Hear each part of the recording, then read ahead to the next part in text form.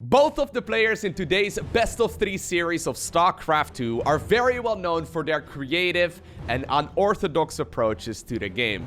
Neither of them really minds getting very aggressive early on, so I think we should be in for a treat as they face off against each other. Spawning here in the top right hand corner of Zen.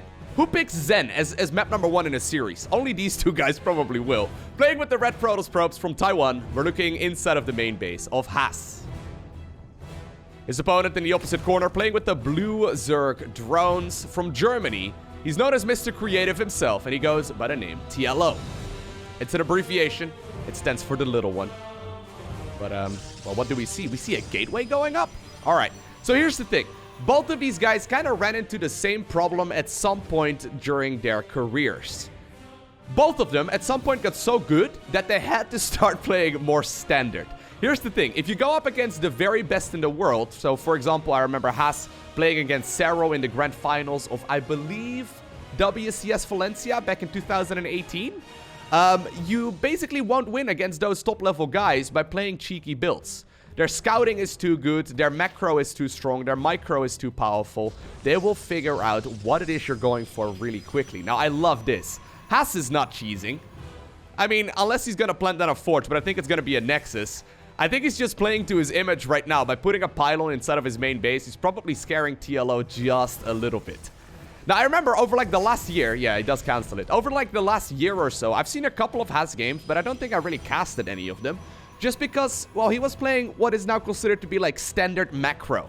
And honestly, it got a little bit boring to watch because it's like the thing that pretty much all the Protoss players play, you know what I mean? Now, over the last year though, while he has been playing a lot more macro focused, he's also started incorporating cheese a little bit more once again. And the cool part about it, and the same can really be said for TLO, that both of these guys can now go ahead and play macro, but it means that when they do play aggressively, they can actually play out a longer game once they do get ahead. So neither of them is really scared of like playing a longer drawn out macro game. Or maybe Has actually, okay, I was gonna say maybe he's gonna still plant down a pylon over here. I wouldn't even be surprised. But the cool part is, the scariest players I think to play against in StarCraft 2 are the ones that play cheesy, but have the macro to back it up. Those are the most frustrating players to go up against, and I think the best example of that right now is definitely Parting. I casted actually a series of Parting versus Dark, like Dark, the current world champion of StarCraft. Parting is very good at playing very aggressively, very cheesy, but he's got some of the best macro in the world, and that's what makes him a super well-rounded player and a very scary opponent to go up against. In case you're interested in watching those games, I'll go ahead and post a link actually to it down below in the description of this video, as well as in the information box. Now, this is already a little bit of a disaster though. Look at this. Has taking firm control here of the early game. He's going for a Stargate. This has been scouted, but the third base has been denied for a little while already. That Adept is certainly not going to allow that third base from coming up anytime soon. I think TLO can probably send the Queen here in a little bit. But already, this is very much so now I guess, a 2-base Zerg opener, which is a little bit awkward. It's a little bit strange, right? Not quite something that most Zerg players will feel very comfortable with. Now, TLO did see indeed that there was a Phoenix in production, so he knows exactly what it is that he's going up against right now. Well, and if he didn't, he will figure it out right now with the Phoenix shooting away at his unit. But already, this is a little bit of a different game. Now, luckily for TLO, he does get the Adept kill, but I wonder if this has, like, thrown him off just a little bit. Now, one thing he does see is just a Stalker in this wall of, and he did also kill the Adept. Making a lot of Zerglings at that point, not a bad idea. Also because on this map, obviously, there's 2 entrances into the main base. Here we go. I don't see an Oracle yet. The Oracle is coming up. Warp Gate is done. So at the very least, TLO will likely be pushed back here in a second. But I mean, if these Lings get in, it could be a bit of a disaster. You know what? Oh my god, I love it! Oh, that's so cool! I didn't even consider that. He lifted up his own Stalker to prevent it from dying. Now, the Lings do get into the main base. Obviously, this is one way of defending against an Oracle.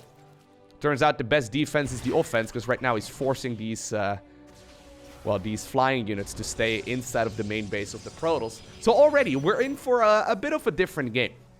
It's actually going to be a second Phoenix as a follow-up right now, which is a little bit curious. Lings once again, try to get into the main base. He lifted up.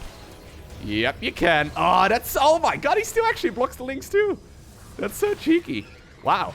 Some excellent micro here, actually, coming out of Has in the first couple of minutes of the game. Really liking this position for him. And he's actually now following it up with triple Stargate. Okay, so triple Stargate. It's not normal, okay? We see a lot of double Stargate openers, especially on the ladder. But it's in general not considered to be the best style to play. Pretty much all the top level players right now are going that Immortal, Archon, Zealot-based force, right? You get Psionic Storm and then eventually you tech up towards carriers. Apparently Has decided that he wants to go for, I assume, a lot of Phoenixes. Now, since he just, like, killed those Zerglings, right? And since he knows there's no more Overlords on his side of the map, he can basically deny scouting here for a very long time and probably save up some of those Phoenixes as well. So, Phoenixes pretty much always stretch the game, okay? And what I mean with that is that if you go for a whole lot of Phoenixes, Zerg can't really move out very easily until they are maxed out, right? They can obviously move out with Zerglings, because usually you don't really want to waste that energy on, you know, like picking up Zerglings and stuff. It's just not worthwhile. But most of the time, he's actually going for a Baneling bust. Whoa, hold up. He's going for a +1 attack Baneling bust. Wait, hold up. I think that may actually be a really good situation right here for the Zerg. Most of the time, Zerg players can't really move out against this until they have, like, a maxed out army with anti-air and all that. But these +1 Zerglings can deal an awful lot of damage. Here come the Banelings. There's really not that much of an army on the ground right here for Protoss. I mean, that one Oracle is certainly gonna help out. Here come the Phoenixes. They show themselves. But what are you gonna do? Lift up Zerglings? Not really. I guess he's gonna go in for the counterattack. A lot of probes will end up going down here. Still, though, Zerg doesn't have, like, a massive economy himself either, right? He's only at 48 workers right now, which is not that much. The Zerglings, though, with +1 melee, do go through these structures really quickly. It looks like the third Nexus will likely also end up falling. The Phoenixes, though, they can just simply pick up everything. Like, they can just pick up the entire mineral line. I mean, he doesn't have to commit to it, but... Ooh, I like this. Has actually using those Stargates that he made to produce a couple of Oracles. I think Oracles are a great idea. I think Has actually may have given his opponent a little bit too much time to get multiple Spore Crawlers up. At this point, there's like 3 spores in every mineral line and a bunch of queens. Very small amount of damage up to this moment, actually. And, well, TLO still has a ton of units out. He's going to be able to continue streaming in. What was definitely a cool idea is now turning out to be a bit of a disaster, as Has simply didn't get underway with his unit count just yet. He was trying to hide those Phoenixes. And, well, TLO probably got a little bit lucky there, right? It certainly wasn't supposed to be just Phoenixes that he was going up against. I don't think he knew, but he definitely is going to be happy with this this first game of the series. He's dealing an awful lot of damage, and I think it may very well be a game-ending amount as well. There is a Spire coming up, so I guess TLO wants to maybe go Corruptors against these Phoenixes ultimately. +2 is coming up as well, but I mean, that's 19 probes going down, 19 additional probes, 31 in total right now, and more links stream in, and there's just not a counter to these Zerglings. I mean, I guess the Oracles will be pretty good, but yeah, there's just not really much you can do, right? Every time you have to, like, activate the Pulsar Beam, it just hurts a little bit. Do you cancel it again? Do you expect the Zerglings to come back in? I mean, they will come back, but every time you cancel and activate the Pulsar Beam, you lose some of that energy. And I've got a feeling that this third base will not go up anytime soon. This is also now giving TLO a lot of time to tech up towards that Spire. He's got himself a decent amount of resources already, saving up some gas. Probably will add on some Corruptors. And despite only one Zergling actually being able to attack that pylon, it still is picking it off slowly but surely. Okay, so what do you do right now if you're Has? What's the plan? He's got a Twilight Council. I guess he wants to go Archons here eventually, but I mean, Zerglings will just keep streaming in. It's a little bit sad, right? TLO is now sitting at a very healthy worker count. And I've got a feeling that has been blindsided here a little bit. Now, I actually wonder what the timing of that Evolution Chamber was. Okay, yeah, so Has does GG out. Hold up, I want to know. Okay, so we'll jump here into game number 2 in just a second. I was just curious at what time TLO decides to plant down this... Okay, yeah, there it is. The Evolution Chamber. He's doing it at about 3 minutes and 50 seconds. Huh. And then he just, like, put down a Baneling nest and just made a lot of Lings and Banes? That's so aggressive. Okay, so game number 2, it will take us to the map Ephemeron. Now, I can't help but notice that the map selection is a little bit awkward as well, right? Starting off on Zen and then going to Ephemeron. These are not usually the maps that we see in a Zerg versus Protoss in the current map pool. So, for those of you unfamiliar, the way it works... There are currently 7 ladder maps, right? So 7 ladder maps and 7 maps that get used in tournaments. Players essentially get to veto maps that they don't want to play until 3 maps are remaining, and then they get to decide the order. So they basically veto 1 map at a time each until they go down to the map selection. Most of the time, Zen is one of the earliest vetoes, just because it's a bit of a strange map. The same really can be said for Ephemeron. I mean, this map is a lot more macro-focused, obviously. It's a much more standard map. But most of the time, right, both Zerg and Protoss players love playing on the more macro-focused maps, the ones that are more straightforward. A lot of the time, I found at least pro gamers in particular, they are not fans of the weird maps. So they're not a fan of, like, you know, the Zens in this world. And while it does get played, especially in, like, best of 5s, and obviously also in best of 7s. I mean, you don't get the veto at all in best of 7s, but it does get played from time to time. Usually the weirder maps are just simply not as popular. That is not as popular because you have to learn different strategies and different approaches to those maps in particular. And it's not that the pro gamers are lazy, it's just that StarCraft 2 is hard enough as it is. Now, I can't help but notice, by the way, this is a classic Has. This is what he did. This is what he did when he went up against Cerro in the grand finals as well. He did that in that tournament all tournament long. Goes for the gateway on the low ground, as is standard. And then when he scouts that his opponent goes hatch first, he plants down a forge in his own natural instead.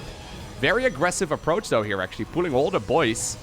This is also not normal, man. Normally, we wait until, like, you know, Ravagers are out or something along those lines. There's a lot of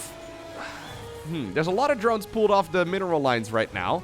I guess eventually they will be able to get towards these photon cannons, but the cannons are gonna finish up pretty quickly. 8 Zerglings are coming up right now on that production tab too. One of the photons is pretty much already done. Second photon cannon is gonna finish up here in a little bit too, and I've got a feeling that TLO is gonna lose an awful lot of workers. Most of the time, right? I guess he can probably kill this pylon and shut down the photons for a little bit. Yeah, most of the time, what Zerg players want to do in these kinds of instances is just not lose any workers. Right? They want to make sure that they don't lose any drones, and they usually go for Ravagers. I guess Has has really been very well known. Oh my god. That's 6 drones. Is that worth it? Now it's 20 versus 12. That's terrible. Most of the time, Zerg players don't want to do this because they lose too much. If Has just plays a normal macro game at this point, it's totally fine. Now, I guess TLO really did not want to go up against that immortal juggling, which is what Has really popularized. He knows his opponent is going to be forced to make units and cut probes here for a little while, but, I mean, the Lynx are going to make their way across the map. The Adept has already been spotted, so that's it. That's it. I guess he's just going to make drones. Now, notice here as well that TLO is not making any queens.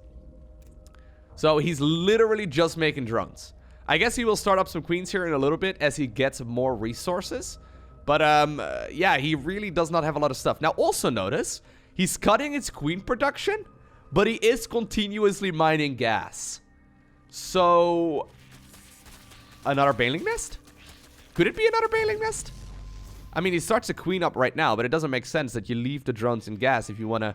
I kind of feel like this might be another Baneling nest, or maybe like a Roach Warren or something like that. He does need a 3rd hatchery if you want to make a lot of those units. I guess the worker count is actually kind of evened up right now. What a curious approach. Double Adepts right now is a follow-up, though, and that's where those queens really are lacking. Oh my god, he's so aggressive with the drones, man. You know how the SUVs sometimes say, what, you run out of Marines? When you, like, try an attack move with them? Well, drones can't say the same thing, but they are certainly... Oh my god, it's a disaster. They are certainly the ones that are dealing a lot of damage this game so far. In the meantime, that Overlord does get killed on the other side of the map. Looks like both of the Adepts go down as well. But there it is, by the way. The Baneling nest. Okay, yeah. So, TLO has been forced into this position. He's lost 13 drones. I don't think I really like that spot for him very much. I mean, he's got 16 workers right now. His last-ditch effort is going to be a Baneling bust. And I think as long as... Oh, actually, I think the Adepts may have been... I think they may have been recalled. I didn't even realize that, but I think they may have been recalled. I think they... Or I thought they got killed, but that's not the case. His last-ditch effort is just going to be a Baneling bust, and as long as Has holds on, he's going to be in a perfect spot. Now, he doesn't have that much, though. Has, that is. He really doesn't have that many units. I mean, half of his army is now on the other side of the map. He's got 1 Phoenix and 1 Adept on the other side in the meantime, but no Oracle or anything like that. Now, this is nice. Uses the Shade there to try and get behind the gateway, but it's not going to happen. Here come the Banelings. He does have a lot of gas. TLO has a little bit too much gas, actually, at this point. I think eventually that Adept will fall as well. No more recall available, obviously. And Has is going to have to set up a beautiful Sim City here if he wants to hold on. Great force field there. Blocks those Zerglings from, from entering the base for just a little bit. Once again, though, the wall gets remade, and now the Oracle is out. I've got a feeling with the Oracle available, there's not a whole lot that this Zerg player can do anymore. Excellent Sim City right there, actually, by Has as well. Really want to compliment that. It's super easy to mess that up, but he took that very slowly, very methodically. He knew what structures to put where, and, well, nothing is depowered. Everything is running perfectly. The economy is heavily in favor right now of the Taiwanese Protoss, and I've got a feeling that this is pretty much game over, because every single minute that goes by right now, Has just simply gets to produce twice the amount of units. Another Oracle is coming up. This first one is out of energy at this point. It will be accumulating energy once more, but I mean, TLO, dead in the water. GG's out. Okay, so to me, it feels like both game number 1 and game number 2 were kind of warm up to this one. I've heard that game number 3 between these two pros is very, very good. So let's just view game number 1 and game number 2 as warm up, okay? We're now introduced to their playstyles. We know what we can expect. Apparently, TLO loves Banelings. I don't think he actually intended on going for a Baneling bust in game number 2, but he kind of was forced into that direction, right? I mean, a lot of Zerg players would have GG'd out after losing all of those drones. I'm not a big fan of that. I mean, even if, say, like, you have a 10% chance of winning by going for a Baneling bust, it's still better to go ahead and take that, right? I mean, there was a chance that Has would accidentally butcher his force field, for example, and that those Zerglings could stream in. At that point, I mean, yeah, it could still definitely be game over. So I don't really mind the idea at all of TLO deciding to just throw up the Baneling nest and just to try and put all of his egg basket. It's certainly better than, you know, GGing out for absolutely no apparent reason. In the meantime, though, Has, once again, going for a gateway. And believe it or not, guys, there's no probe scout. Whoa. So I think what we can expect is a Nexus and then also a Cybercore here very, very quickly. A normal build here from Has? I have a hard time. Someone pinch me. I can't believe it. There'll probably be 3 Stargates here in a little bit, right? It almost has to be. Okay, never mind. I thought... he is not going for a normal build. I thought he was gonna make like the Cybercore first or something. It was a little bit of a weird probe timing there, but he does go for the Nexus. He does go for the Cybercore, but he's also sending out a probe towards, I guess, yeah, this little section of the map to, I assume, plant down a Stargate, or maybe over here. It doesn't matter. Yeah, I think he's gonna go ahead and plant down a Stargate here because the travel distance through air is very, very short into the main base here of the Zerg. TLO at this point has absolutely no idea about what's going on. He's gonna scout this here with an Overlord. So look at his vision, right? He'll probably go for a quick third hatchery here in a little bit. Probably will make some Zerglings to ward away like the Adept. But here's what he sees. So this is a nice little giveaway. There's something producing in the gateway, but there's nothing producing in the cybernetics core, right? Now, since Twilight and Robo are 100 gas each, normally, a Warp Gate, which is the research that just started up, gets delayed a little bit in favor of the Stargate. So I think TLO is probably assuming that a Stargate is up right over here instead of the main base.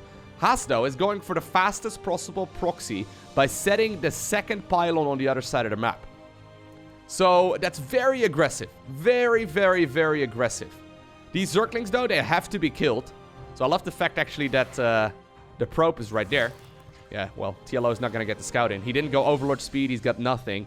I think he assumes at this point it is a Stargate opener. But normally against a Stargate opener, you don't start your spores up until 3:30, 3:35. Just in case it's an Oracle first. It arrives about 4 minutes into the game. This Oracle is going to arrive much sooner. Now, TLO is sending... Oh my god, he spots it. That's huge. He actually sees now what's going on, immediately starts up the Spore Crawler in the main base. That Oracle, though, is already very far done. There's a third Queen coming up, too, so TLO is having pretty much all of the information right now. A couple of Zerglings actually now make their way over towards that pylon, too. How much damage can you do at this point? Oh, I love the fact that the Adept actually was sent across the map, too. Oh, that's really aggressive, really cheeky.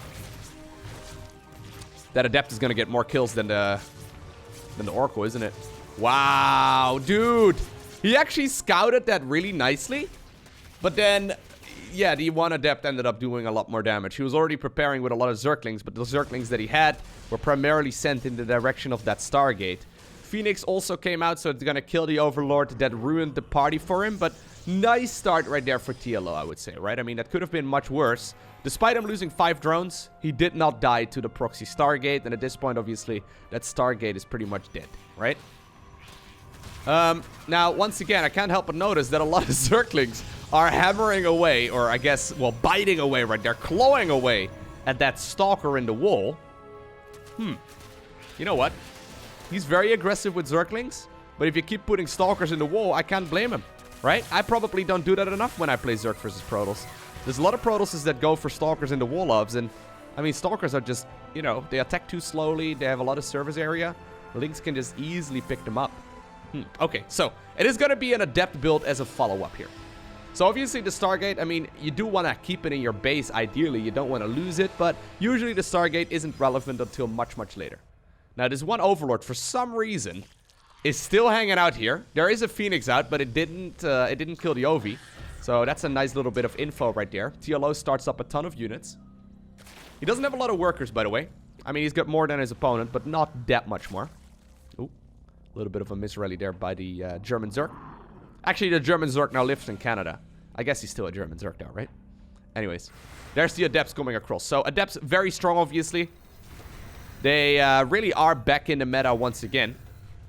I think TLO should be able to hold this, though. He's been making units for a while. And now even, like, he's not mixing in any drones anymore, right? He's also adding on roaches and stuff. I think he should be more than okay. Does start up the Glio Reconstitution.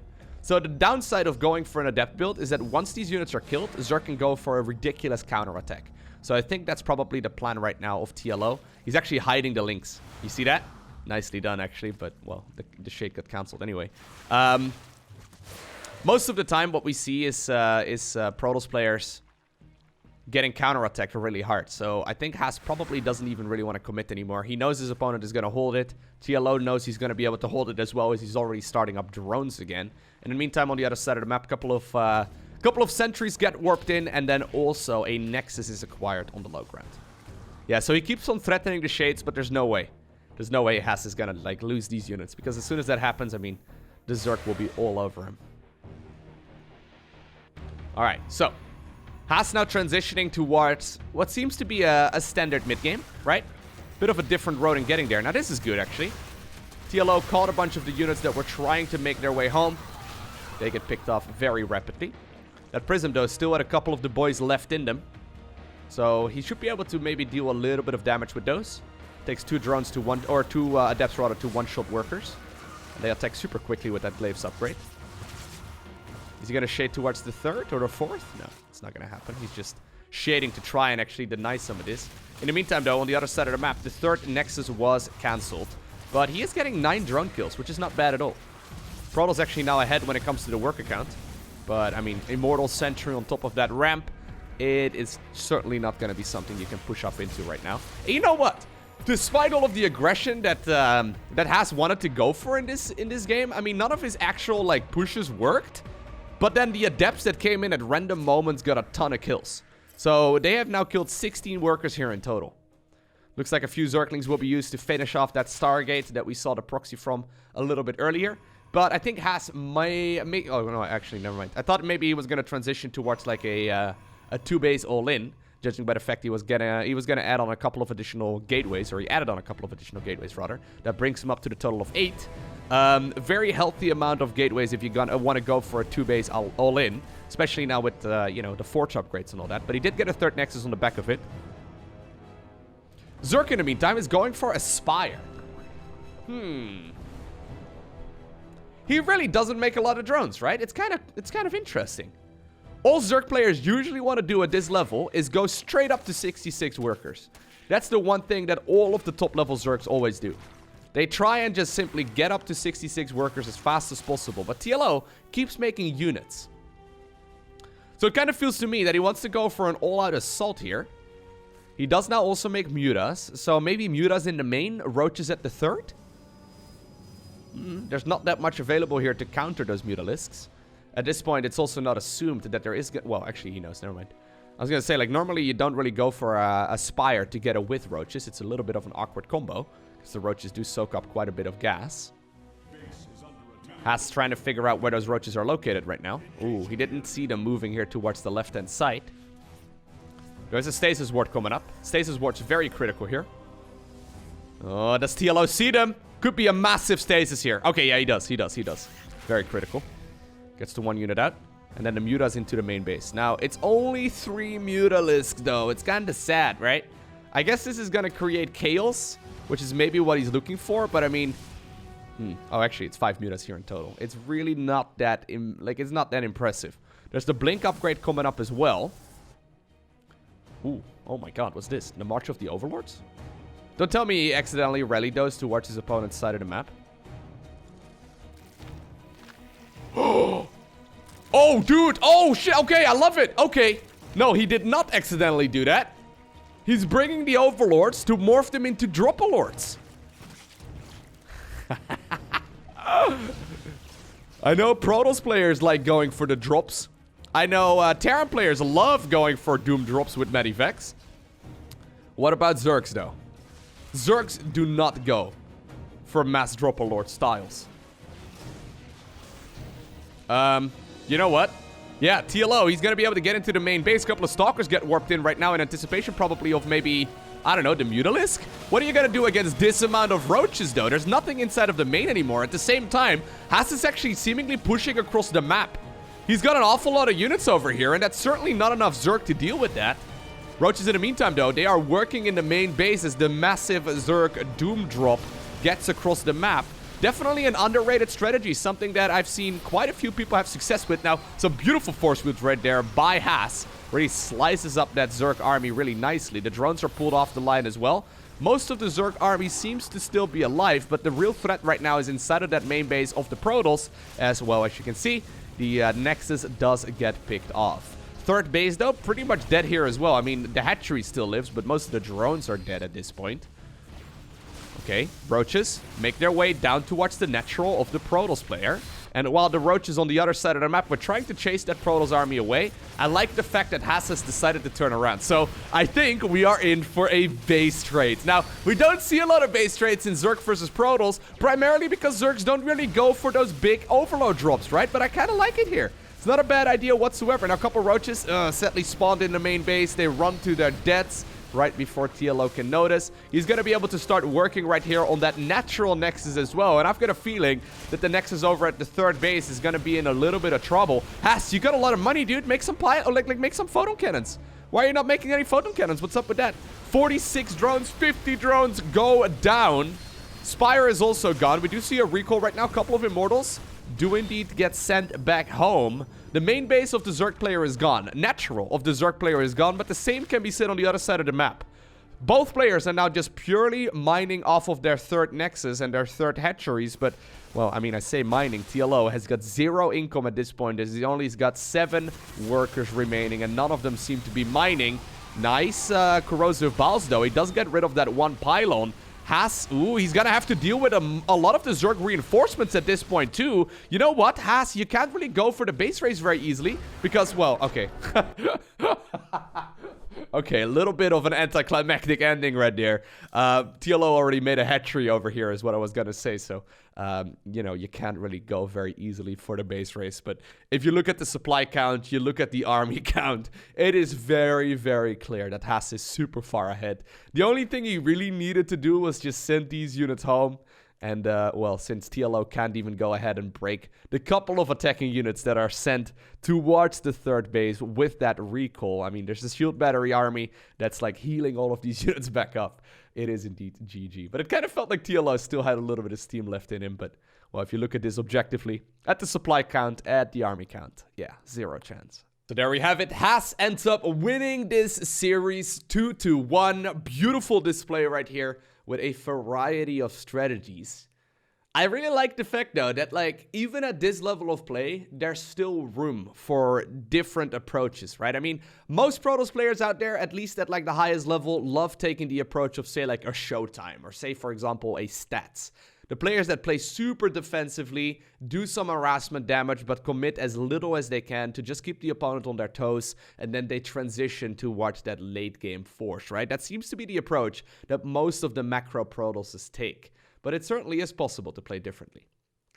I hope that you enjoyed watching this series. If you did, hit that like button down below. If you didn't, hit that dislike button. I mean, guilt-free. I'm surprised you made it to this point in the video, though. And if you really enjoyed it and you would like to see more, hit that subscribe button so you get notified as soon as I upload future videos. For now, I want to thank you for watching. Have an amazing day. Do not forget to smile alright. And I will see you once again in the next one.